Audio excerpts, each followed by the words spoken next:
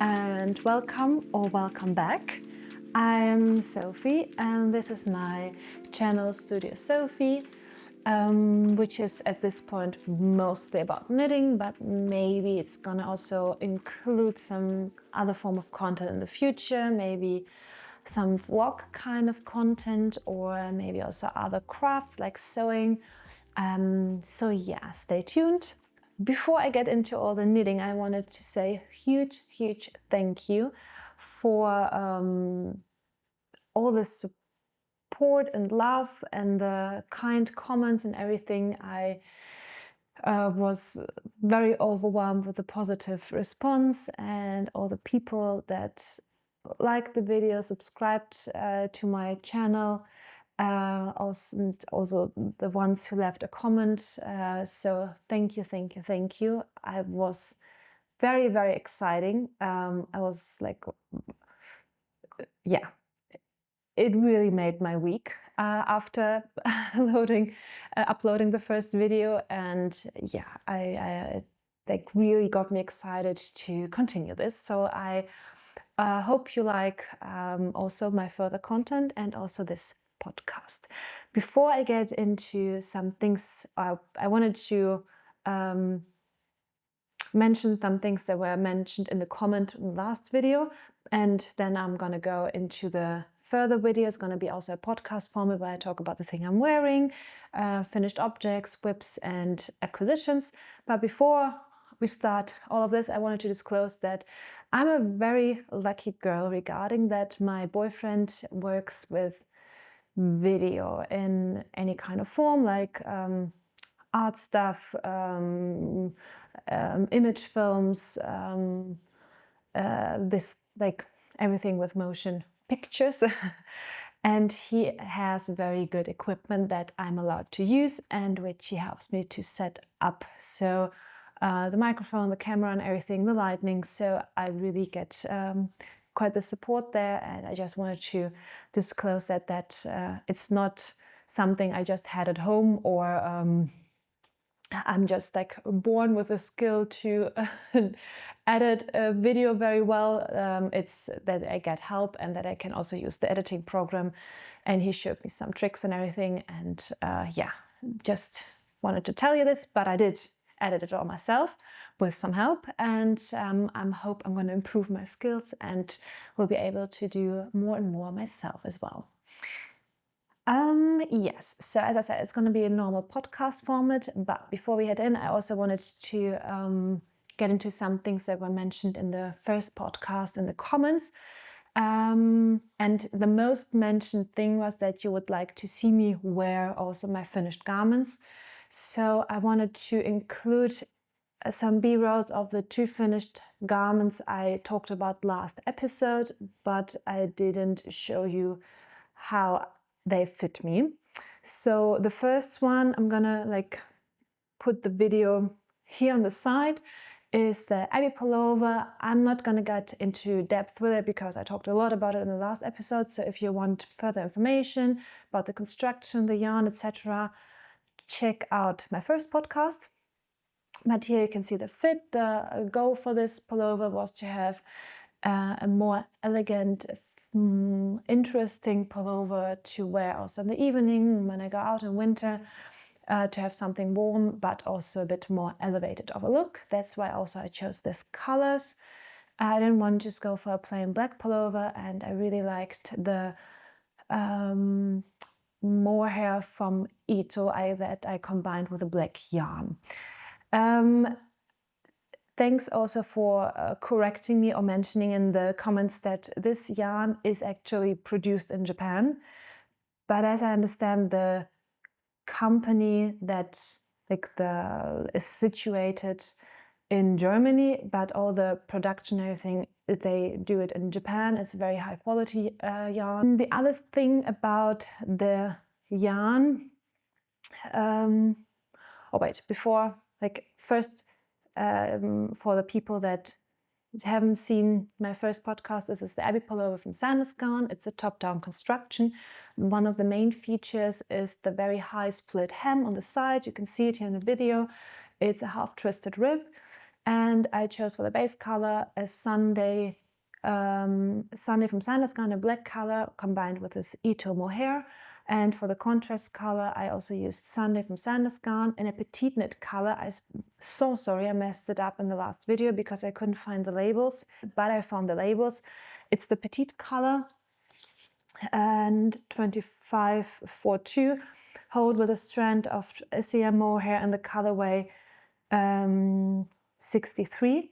I corrected the description of the first podcast episode, so just so you know, the colorways are now absolutely correct there. The second pullover I wanted to show you in a B-roll was the Cherry Genser, also a pattern from Sandnes Garn, also a top-down construction with a very long or deep raglan.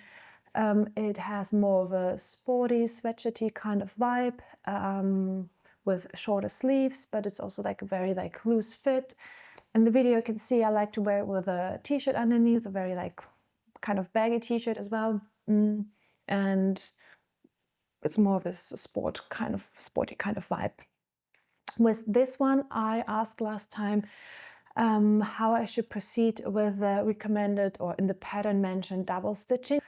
And I once tried double stitching, it didn't look good, and I wasn't sure if I should try double stitching again, just leave it like that, or maybe use an iron-on patch. And thank you for mentioning that you can also just sew it on. I don't know why it didn't cross my mind. I was like so set on, it's an iron-on patch, I need to iron it on, that I just like, didn't think of that you can just like sew it on. So I'm not quite sure I'm going to proceed with this one. I'm maybe gonna try, I think I'm gonna try the double stitching again. If I do not like it, I'm gonna see how the iron-on patch would look sewed on.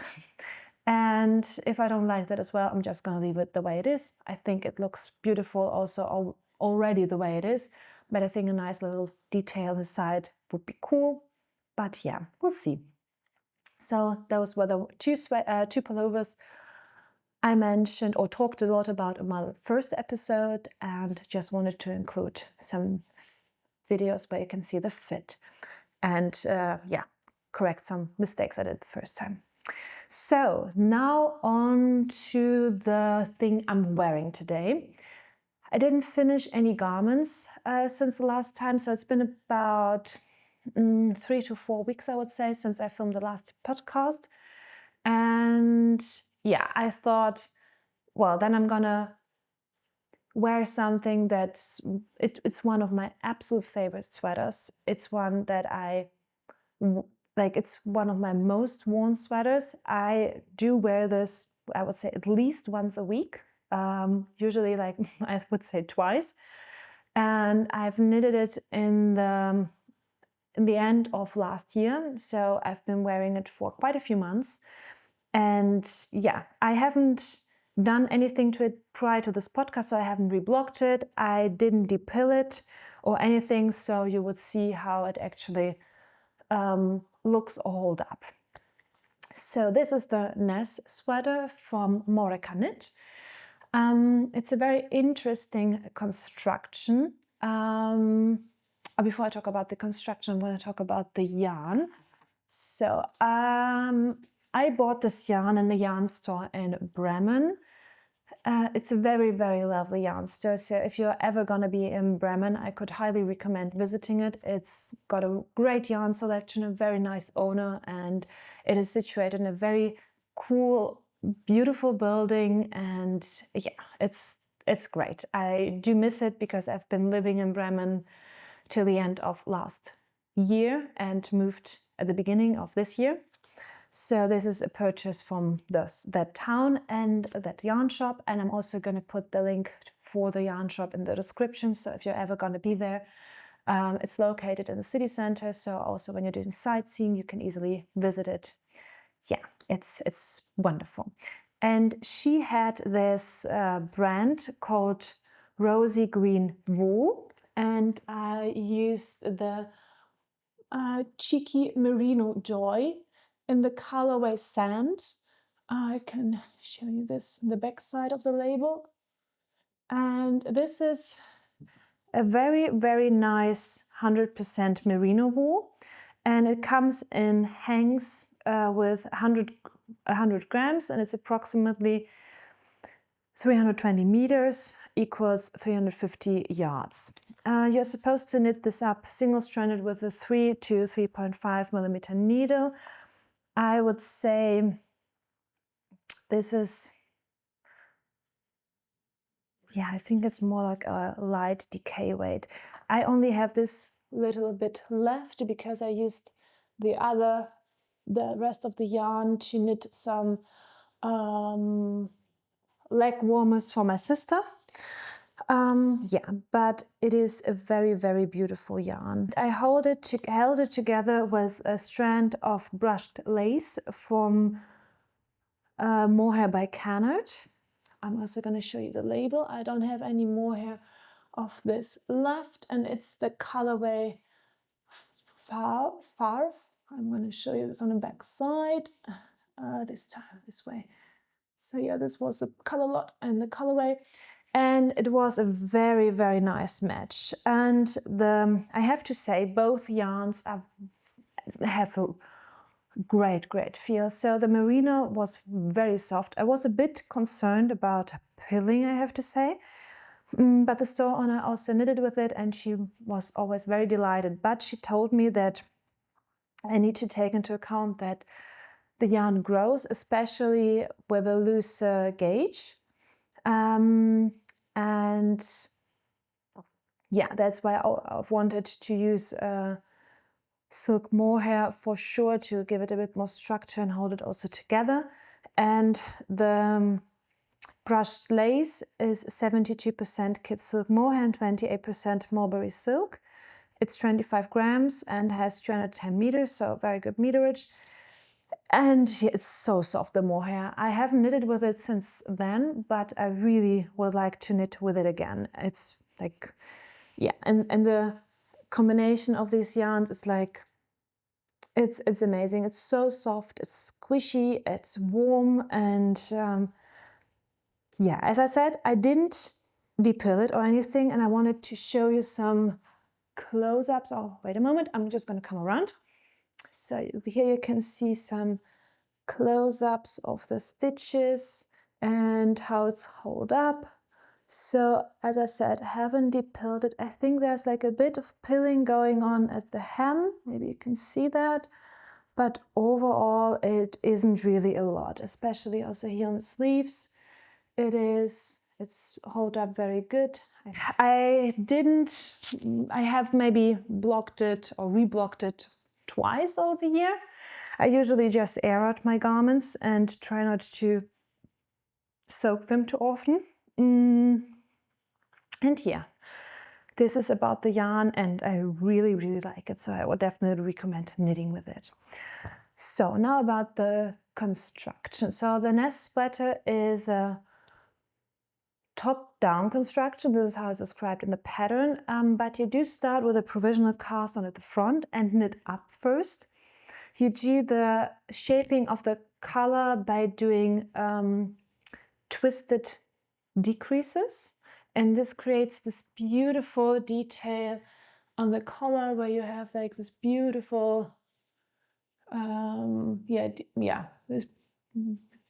beautiful element here with a shaping. And then you like knit up, divide, do the shaping of the collar with the twisted decreases. Then you start increasing afterwards. You pick up stitches for the back, and then you do some short row shaping for the back panel. Connect both panels, front and back, under the arms and knit it down in the round. And then you pick up stitches for the collar, for the sleeves, and knit those. The finishes are done with a 1x1 rib, and the bind off is an Italian bind off. I think it's supposed to be a tubular Italian bind off, but I skipped, I think, the tubular part. I can't remember, or maybe I did it here. I often skip it because I forget to do it, and then I'm at the point where I want to bind off, and I actually haven't really noticed that big of a difference. I don't know like, what is your experience? Do you think the tubular part, like, what is in your opinion the big advantage of doing the tubular part before just doing the Italian bind off? Because I haven't really seen that big of a difference. That's why I'm skipping it lately. But yeah, you go down half a needle size, I think, for the ribbing. In hindsight, I would have gone down maybe not just half a needle size, but a full needle size to have more of like, to have it more, a bit denser, because it does flare out a bit. And I did have some gauge issues with this one, because when I gauge swatched, I had one stitch too much for the recommended gauge. So I'm supposed to have, I think, a 17 stitch gauge, but I ended up with an 18 stitch gauge. I knitted this on, I think, 4.5 millimeter needles. And at the beginning, I was a bit concerned. I was still in my period where I was very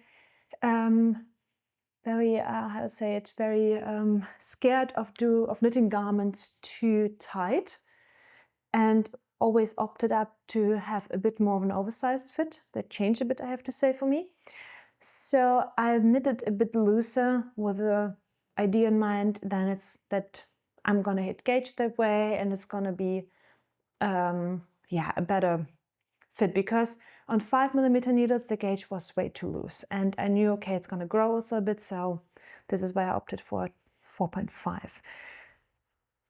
Later on, when I started knitting in the round, or I think already the back side and also the arms, the gauge is way it's tighter. I think you can see it the best on here. You can see it's a bit looser and more see-through. I have a long sleeve under it than it is for the arms, so it's a bit tighter here than here.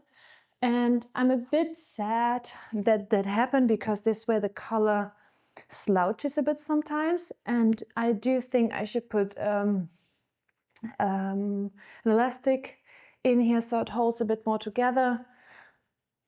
But yeah, I haven't done that yet, so I'm still like, it bothers me a bit, but not that much that I wouldn't wear the pullover. And I need to buy the elastic thread and see if it's gonna improve the fit around the neck. So yeah, this is the Ness sweater by Moreca Knit. Wonderful pattern, very interesting techniques.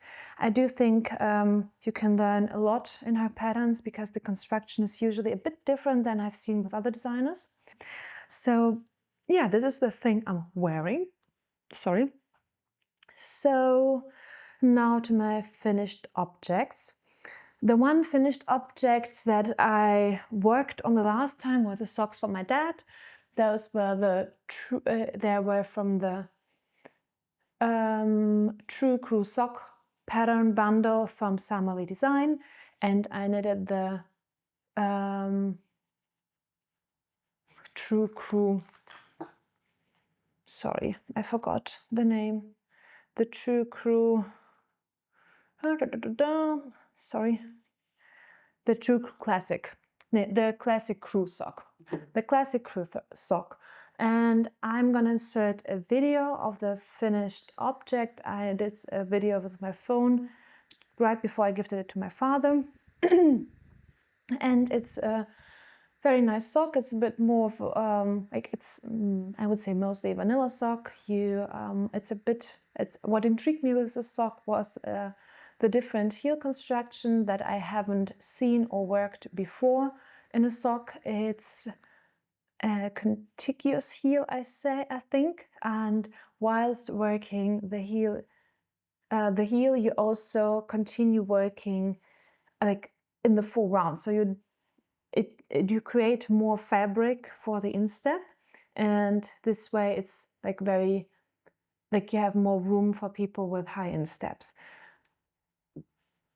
My father doesn't really have a very high instep. I just wanted to try this kind of heel design, and it does fit him very good as well. So I don't think, like, fit-wise, it also works for him with a normal configured foot. And when you work to the front, before you start decreasing for the toe, there's this little colorway part, colorwork part with 2 rows of contrast color. And I also did the embroidery with his initials. It wasn't a double stitching as I mentioned in the last video. I'm sorry I didn't read the pattern till the end. It's a chain stitch, but it was very well explained. I could easily follow it, and I think it worked out beautifully.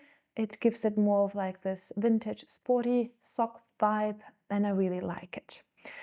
I don't know if you can see it on the video, but I had some gauge issues, and this never happened to me before, and I was so confused. So the first sock I showed you in the last episode, and I already said it looked very big. It looked bigger than usually the socks that I knit, also for my dad or my boyfriend. And they fitted fine. They were a little bit looser than usually the fit I'm going for socks, but it was okay. So it was a 72 stitch count, knitted on 2.25mm needles with a 4-ply. It's knitted with Regia Yak Merino Wool. It's a sock yarn, and the contrast color is from Lang Yarn Jawoll. So I knitted it on 2.25mm, and the second sock I did all the same. So I also knitted it on 2.25. I also had the same stitch count, row count, everything. And it turned out approximately a size smaller than the first one.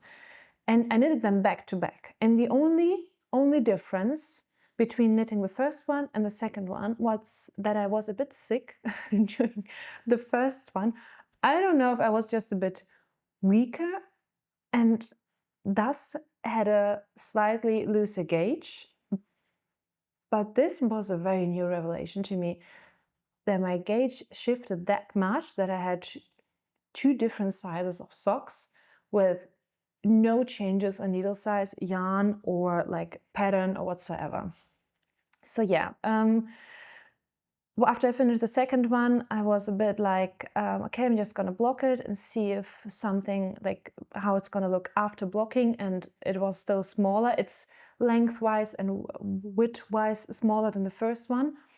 It's still fine, so I was like, okay, I'm gonna gift it my father anyway. He's gonna try it on. If it's like, if the loosest sock is gonna be way too loose, then I would have to reknit it, or if the tighter sock would have been too tight.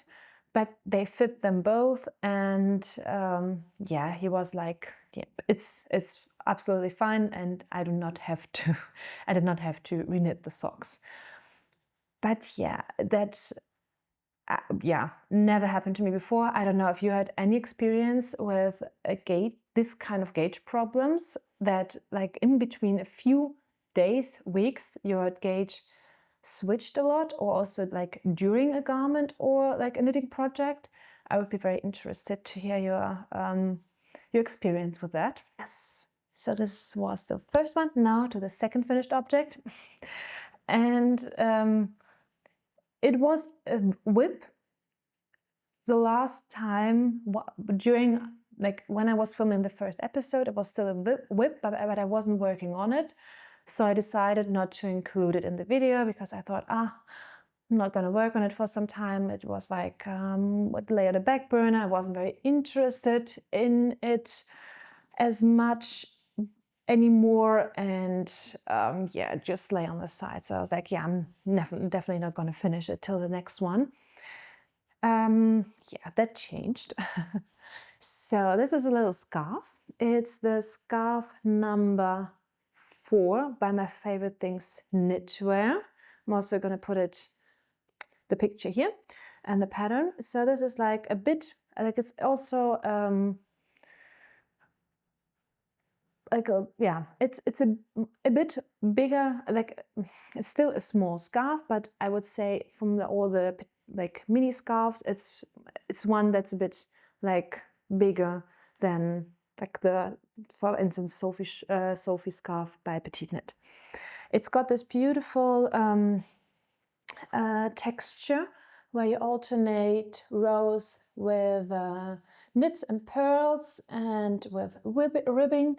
And I think also the work on the edge is very interesting. So you do this kind of slip stitch edge, which makes like the finishings are very nice.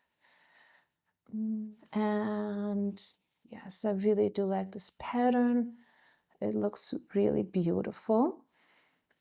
And yeah, you start at the tip of the scarf, then knit it up till you are in the middle of it, and then you decrease it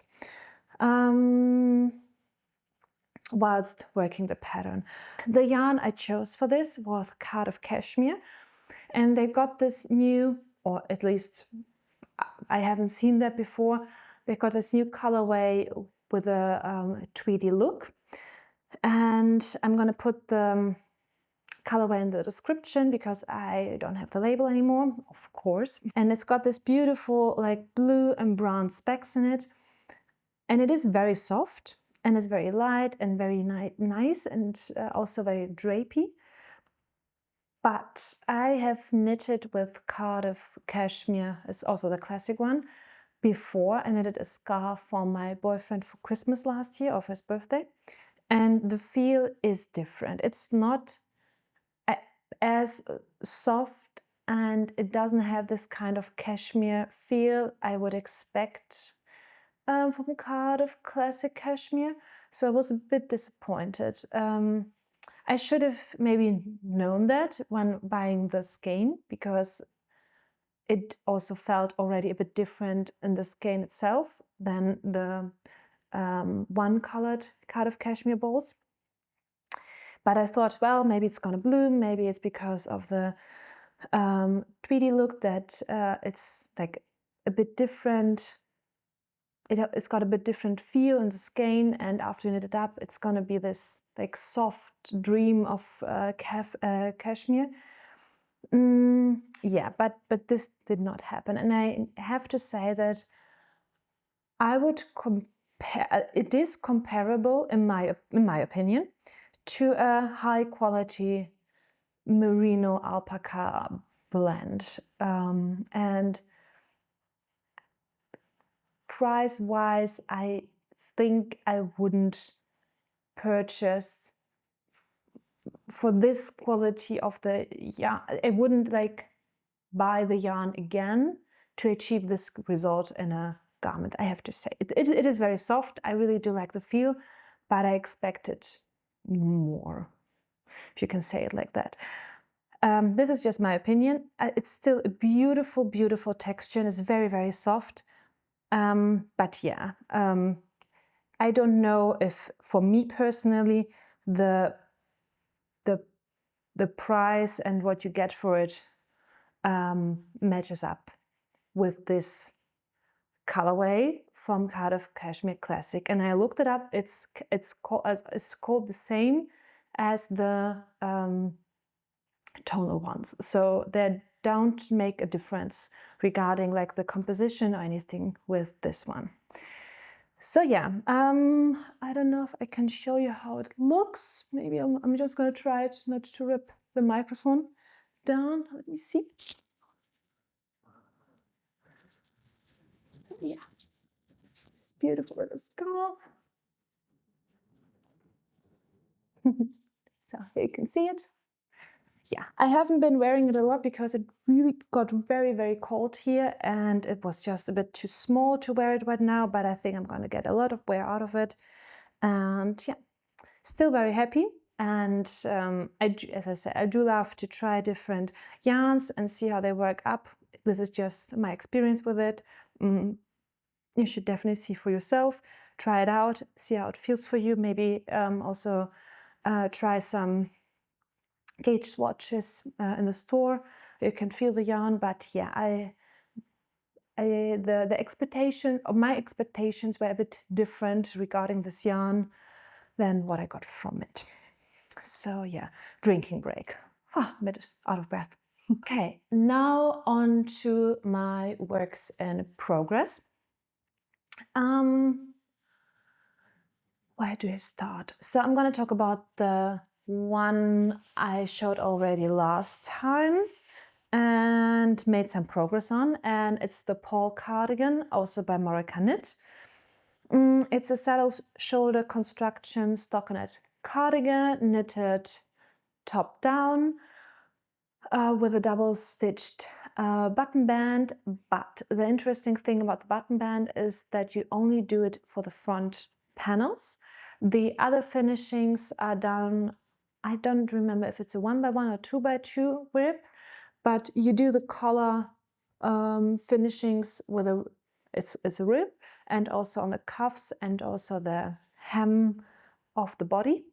But at the front parts, you then pick up stitches for the double knitted button band, and I think this is I'm very interesting to see if I like the look of it, and if I like that it changes from neck to the button band regarding the finishings. But in my opinion, we will see if it really makes a difference. But I think it's very clever, because if you do make mistakes, you can easily rip it out, and not having to rip out the whole thing is, makes it a bit more doable than having to do like all of the work again with a double-knitted button band. So this is about the construction. The yarn I'm using for this is is a combination of Sunday from Sandnes Garn and Kama Rose, and it's fingering weight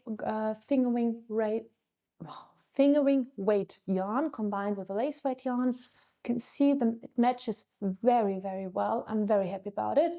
And the interesting thing about the Kama Rose is, for me, the blend is a 52% baby alpaca, 36% lyocell, and 10% merino wool. It's very soft. It is a bit, because of the lyocell core, it's a bit not rougher on the hands, but a bit drier on the hands. I think I said it the same in the last podcast, but you can hold great tension with it. And I think the fabric looks amazing. And it's very like drapey, and it works out very well. So I'm gonna show you where I'm at. So this is where I'm at. So last time I had done the shoulder panelings and the first part of the back, where right after I finished the shaping for the armholes, and then I needed to put the stitches on hold and work the front part. So I've done that now. So I picked up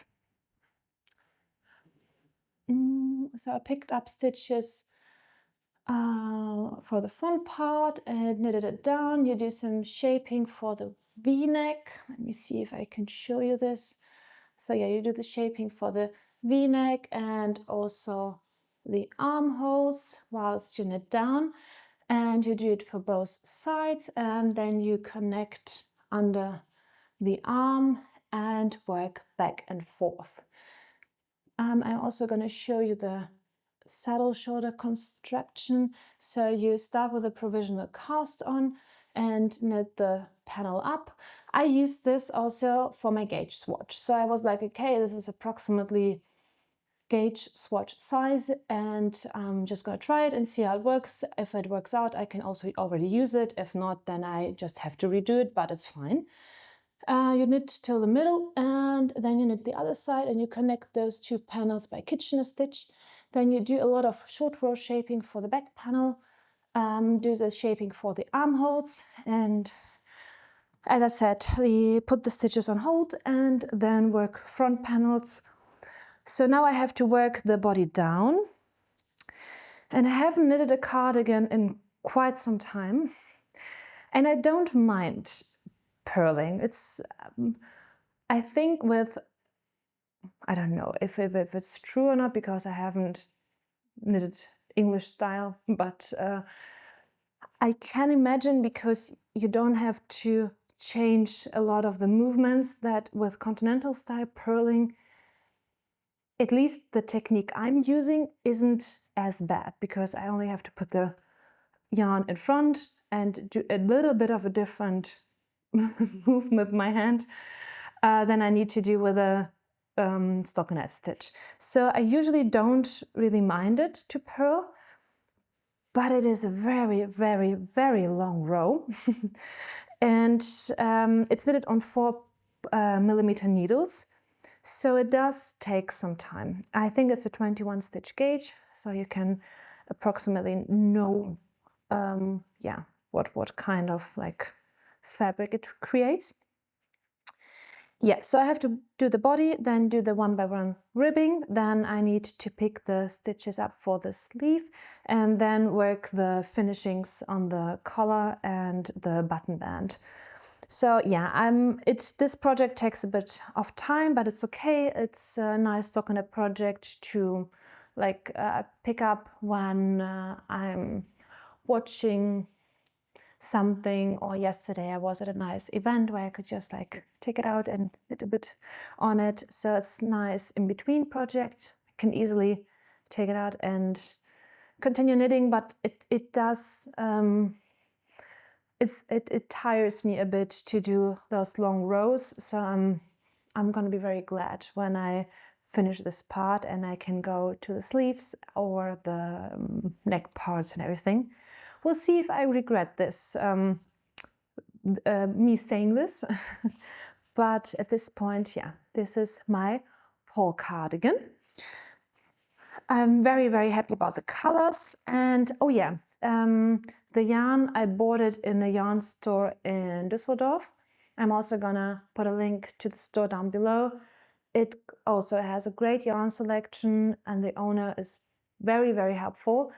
And I do have some acquisitions this time, so stay tuned. And I also bought those things in the yarn store, so it is a great store to check out. So this was the Paul cardigan. Now on to my... let's talk about my new whip. And this is a gift knit for my mum. So her birthday is coming up. She had this alpaca yarn from a very old hand knitted pullover. It was like knitted by a friend of hers over 20 years ago. And she always wanted like to use up the yarn for something different, because it was knitted double-stranded. It's a very thick. I'm going to show you. I don't know. I don't have any labels for the alpaca wool, so I'm sadly I can't tell you what kind of yarn this is, but it is 100% alpaca, and it's from what I know. It's from Lang Yarns. So I'm going to show you a ball of this, and this is the yarn.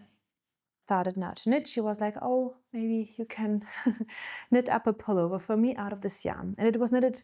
Like the previous pullover was knitted with 2 strands of these, so it was a very bulky weight, and it's not really the style of my mom. So yeah, we unraveled the thing, washed the yarn, hang it, and I scanned it up. And I am knitting the Tulip loop sweater by Other Loops.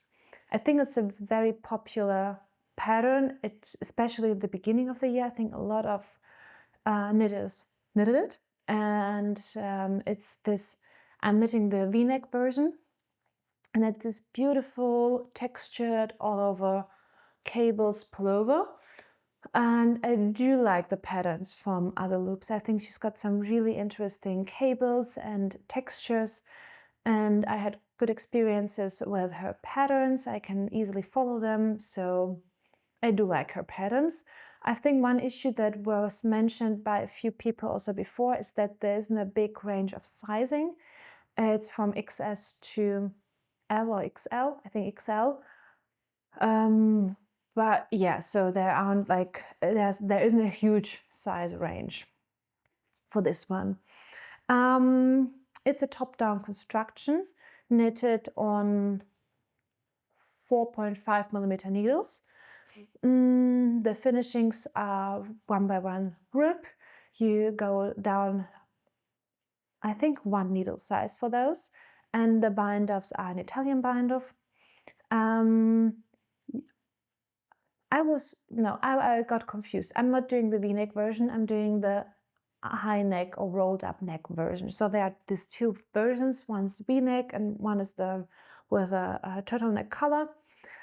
But I'm gonna do like an in-between, not in-between thing. I'm gonna do a high neck for my mother because she is a very like tiny person, and big rolled up neck would be just too much for her and not really suit her very well. So I'm just gonna do this kind of high neck as I did with this pullover. And yeah, I've started this about, I think, 2 weeks ago, and it just flew. So this is all I've done at this point. The pattern suggests to hold, I think, 1 strand of heavy merino together with a soft silk mohair, but I'm just gonna quickly look it up. So, yeah, 1 strand of soft silk mohair and held together with 1 strand of heavy merino. Or you can also choose pura lana. So you choose a DK weight yarn. So held together with a lace weight yarn. So I thought this would pretty much qualify as DK. So I'm helding this together with 1 strand of soft silk mohair from Knitting for Olive in the colorway Licorice. And I think the black colors work very well together. I do like the black one from Knitting for Olive, as it is all very good, how to say it, like you don't have any like whiteness of the silk strand. It's very well, oh my god, what's the word, colored in. Yeah, so I really do like to use this one for black projects, and I do knit sometimes in black. I did gauge swatches, so I've got this little package of my gauge swatches. I always gauge swatch because I don't know, I feel like more comfortable with it. I know what I'm getting myself into. So I did one without the mohair and one with the mohair. So this one's with the mohair. You can see it's a bit bigger and it's got more of the fluff. It's, yeah, this kind of look. And this one's a bit smaller. This one's just the alpaca without the mohair strand. I showed both to my mom. I do think that a single strand would have worked very nice, and would have given or would have made the cables more crisp, but she wanted the fluff and a thicker and warmer pullover. And I could have, of course, like gone for a more plain, not so textured pullover pattern, but I saw this pattern a long time ago, but a few months ago, and I really, really liked it, and I really wanted to knit it up, and I really could picture it for my mom, and I think it works. I know like cables work better with lighter yarn, so they're more visible, they're more clean. The texture is like comes better to life with a lighter yarn rather than a black or a darker one. But other loops did 2 samples, one with a light yarn and one with a dark brown, and I also think the dark brown works very well because the cables are so big, so you can really see them also with darker yarns. So I'm going to show you close up. I blocked it to see how it's going to grow to determine the length of the pullover. So this is after a first block. So yeah, this is how it looks at this point. So on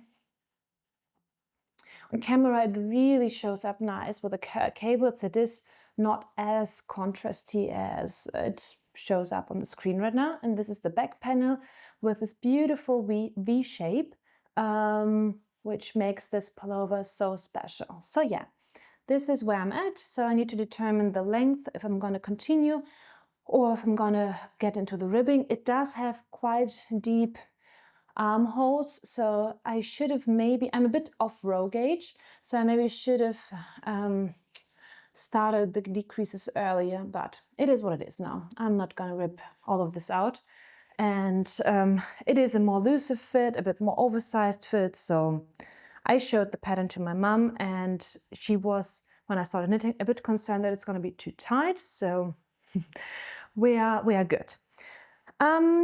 I'm knitting the size XS for this. My mum had a bust, or has a bust circumference of, I think 90 or 92, I think. And yeah, I'm knitting the smallest size that's available in the pattern. I still think it's gonna be a more like looser fit, because it's already, for me, it would fit me very well. But I'm not quite sure if it is because I'm a bit off gauge, or if it's just the fit of the garment or how the pattern is read up. I need to measure it again. The problem is, or what I didn't really like about the planning, I would say, of the gauge, is that you are supposed to do a gauge swatch for the ribbing part. And I do get why you're supposed to do it, because it is a big part of the design of this pullover. But I think for a gauge swatch, this is kind of difficult to measure, because I think ribbing reacts in smaller, how to say it? Like in a gauge swatch, you can't really, I think, block ribbing as well as it would block out in a whole garment. And I would have liked maybe a gauge swatch with a seat stitch or with a cable, but not really ribbing, because I'm not sure if this really works out the same way as the ribbing is reacting in the garment after blocking. I don't know, what are your experiences with it? I would be interesting to hear. I have trouble gauge swatching with ribbing. I don't like that. So yeah, this is the only issue. So I'm definitely off row gauge. I think stitch gauge wise it still works out. Yes, so about the pattern. It's a top-down construction, so you start the back panel and do some short row shaping. Well, let me see, I can do a short row shaping whilst also working the pattern. It's on the sides, it's got a seat stitch, then there's a smaller cable, then there's some ribbing, and then there's the big cable that's very characteristic for this pattern. And at the back side, it's got this beautiful, I'm going to show it up again, this beautiful V construction. So you work this part with decreasing the stockinette part in the middle and increasing the ribbing on the sides, whilst working the cable pattern down. And at some point you do the armhole shaping. Afterwards you pick up stitches for the front, and I am very, very content with myself how that worked out. I think this is one of my neatest pickups I ever achieved. So you're supposed to pick up into the stitches and then work also in pattern for the front part, and you also do the collar shaping and at some point also the armhole shaping. After you reach a certain length, you connect both parts in a round. So at the front you've got 3 of those big cables for the, I think for V-neck, for the V-neck and the turtleneck design. And at the back part it's this V kind of cable construction. So yeah, I'm at this point where I am either gonna continue a bit in the cable pattern or go on to the finishes with the ribbing. Afterwards you pick up stitches for the sleeves, so it's a drop shoulder construction, and knit the sleeves in pattern, also with cables and seat stitch. Also finish it with 1x1 rib. I think before doing the arms I'm going to do the collar, and as I said, I'm going to do a high neck and not a rolled down neck. So it's going to be less fabric that I'm gonna knit up. So yeah, I'm knitting this on the recommended needle size for 4.5 millimeter needles. I wouldn't have gone down either way, also if I was now off gauge, to a needle size down, because it would have been way too dense or too tight. So I'm happy how it works. I do have some acquisitions this time, but I'm thinking, yeah, I'm quickly going to show you the Upstream sweater. I haven't knitted or made a lot of progress on it, but I've blocked it. I talked about the Upstream sweater from Rose Knitwear on my last episode. And it is a textured knit by, as I said, Rose Knitwear.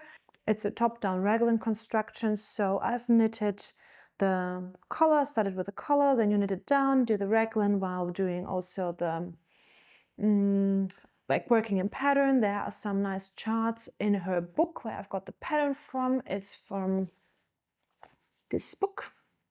And yes, and I have knitted most of the body part, and I also knitted a good amount of the sleeve. And I stopped there because I chose a bit of a problematic yarn for this pullover. It was by accident, but I bought Superwash Merino from the brand Austermann. By the way, it's a Danish brand. This is the label and this is the yarn. It's a very nice grayish, very soft merino wool, 100% merino wool, but it's superwash. And when I was buying it, I just don't know, it didn't cross my mind. And I'm holding two strands together, and I head gauge with that yarn to see how much length I need to add and how the sleeve is going to react. I wanted to do a mid-project block to see what's going to happen with the yarn and this textured knit. And that's what I did. And I have to say, it worked out very good. So I knitted this a needle size, half a needle size smaller than recommended in the pattern, and I knitted it a size smaller than I would usually go for. So usually I go with third size, so this is the second size I'm knitting it in to make up for the growth I intended to happen with the Superwash Merino. And I think it worked out very good. I really do like how the texture is still there. It's very squishy, very soft. Yeah, and I knitted a bit further on the sleeve, and you can see this is the part where it's not blocked, and here it's blocked. So it did loosen a bit, but not like a crazy big amount, and you can see it cinches a bit in, but it is okay. I think with the blocked version I'm hitting gauge, and it does still hold its shape. So I'm very, very glad it worked out, because after I soaked it and laid it out, it really like softened up and was like, I don't know, it's a very weird feeling, and I got a bit afraid that it's gonna be like all over the place. So I scooped it a bit up and put it in shape and let it dry this way. And yeah, I'm actually very happy how this worked out. So I'm now on finishing the first sleeve. I knitted it nearly to the point where I need to start the 1x1 ribbing for the finishing. Or is it 2x2? No, I think it's 2x2 rib. Just a second, I have the pattern here. It's 2x2 rib, sorry. And I think it's gonna look very nice because the 2x2 rib is gonna like pick up this 2x2 wavy thing. So yeah. Then I just need to do the other sleeve, and I think after I finish both the sleeves, I'm gonna determine to what length I want the pullover to go, and then I'll be finished. So yeah, this is the Upstream sweater from Rose Knitwear. But I have done some shopping yesterday, actually. And I went to this beautiful yarn store and I couldn't help myself. And I have to say, with acquisitions, it's gonna be always, I think, or the most times it's gonna be, this part of the video is gonna be acquisitions and plans. I usually do not buy yarn without having a pattern in mind or a plan on what I want to knit, because I do get really quickly overwhelmed. Just have to check, yeah, the microphone is still working. I quickly get overwhelmed by the choices, the amount of yarn. Then if I like a yarn, how much do I buy of it? Is it gonna be enough for a project? And yarn is expensive, at least the type of yarn I like to buy and work with. So I like to be mindful and see how much I really need. And as I said, it stresses me out to just go out and buy yarn. And I also don't have the place to store this amount of yarns. My acquisition, I haven't unpacked it yet. So yeah. As I said, the yarn store is great. If you're ever going to be in Düsseldorf, check it out. I'm also, as I said, going to put the link to the store down in the description below. Now onto the yarn. And I wanted to knit the Berlin scarf by Paula Strick. I'm also going to put the pattern here so you can see what I'm talking about. And she uses from Sandnes Garn Alpaca Borsted. And the yarn store didn't have that kind of yarn. She recommended to me to use this yarn combination. I think it's the more expensive version because you buy 2 yarns as well. But for my knitting, it's a hobby and a craft I love, and I like. This is where I like also to spend some money on. I'm able to spend some money on, so I do like to buy good yarns there. And I opted for this combination, and I think it's so beautiful. It's also from Camaros. It's Snefnuk. I don't know why I pronounced it this weird. I don't think it's right pronounced, but Snefnuk. It's 55% baby alpaca. There's some cotton in it, and also fine merino wool. It's this chain look yarn, very soft, very fluffy, and I'm going to combine it with Isager clay yarn. Here you can see it in the colorway E6S. And yeah, I'm going to do the Berlin scarf by Paula Strick, but I'm not going to start it, I think, until like Christmas time when I'm done with my gift knitting, because my boyfriend's getting very lucky and I'm gonna knit him a very nice pullover. And I'm gonna wear, like yesterday I dragged him with me to the yarn store because I wanted him to feel different yarns and tell me what he likes, because I wanted to knit him a pullover for quite some time now, but I wanted to be sure that the yarn I choose, the color I choose, and the pattern I choose, he's gonna like. So I'm gonna go for the petite knit zipper sweater. I think then the light version, I have to look it up. But I think, yeah, we calculated all of the yarn for the light version. He wanted a zipper sweater for quite some time, and I've seen people having good experience with the pattern. I haven't knitted as much from petite knit before. I think maybe 1 or 2 patterns only, but I had no trouble with them. And I think especially for men's knitting, or for men's where there aren't a lot of patterns out there, and I wanted to go for one I know the fit is good. So yeah, I'm gonna go with this very luxurious yarn combination. It's Lane Novita yarn. I think Kudava Kika is doing a collaboration with it right now, with a Novita yarn. And I'm going to combine it with a strand of alpaca from Isager, and it's alpaca 1. It's lace, I think it's lace weight yarn. It's very thin, because the light decay would have been not heavy enough for this, to meet gauge for this pattern. So I'm going to combine it, and I think it's going to give the garment a very luxurious, very drapey, very nice feel. And my boyfriend doesn't like fluff or mohair, so this is a perfect combination. And I'm very excited to see how I like working with a lace weight alpaca yarn. So I can also, like, if I'm not in the mood to have a lot of fluff or mohair, maybe this could be an alternative option if I don't want, all that fuss. Okay, so that's that.